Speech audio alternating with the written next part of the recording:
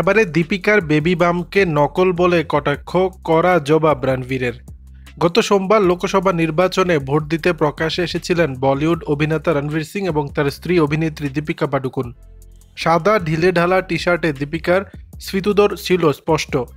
তবে এদিন দীপিকার শরীরের অন্য অংশে কোনো মেদ নজরে আসেনি, ফলে নেটিজেনরা প্রশ্ন তুলেছেন অন্তঃসত্ত্বা অভিনেত্রীকে নিয়ে। তাদের দাবি দীপিকা অন্তঃসত্ত্বা নন, নায়িকার বেবি বাম্প নকল। দীপিকার হাঁটা চলাও নাকি প্রেগনেন্ট মহিলাদের মতো নয়, এমনটাও দাবি একদলের। বিষয়টি নিয়ে আবার মুখ খুলেছেন রণবীর সিং। বরাবরই স্ত্রীর পাশে দাঁড়ান এই তারকা, এবারও তার ব্যত্যয় ঘটল না। শুক্রবার নিজের স্কিন কেয়ার ব্র্যান্ডের প্রচারে জনসম্মুখে আসেন দীপিকা। হলুদ পোশাকে দ্যুতি ছড়িয়েছেন অভিনেত্রী।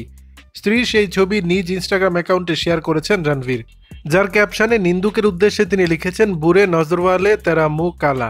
হিন্দি ভাষার জনপ্রিয় প্রবাদ এটি, যার বাংলা অর্থ দাঁড়ায়, যারা খারাপ নজর দেয় তাদের মুখে কালি। দীপিকার ছবিতে রণবীর লেখেন, আমার রোদ।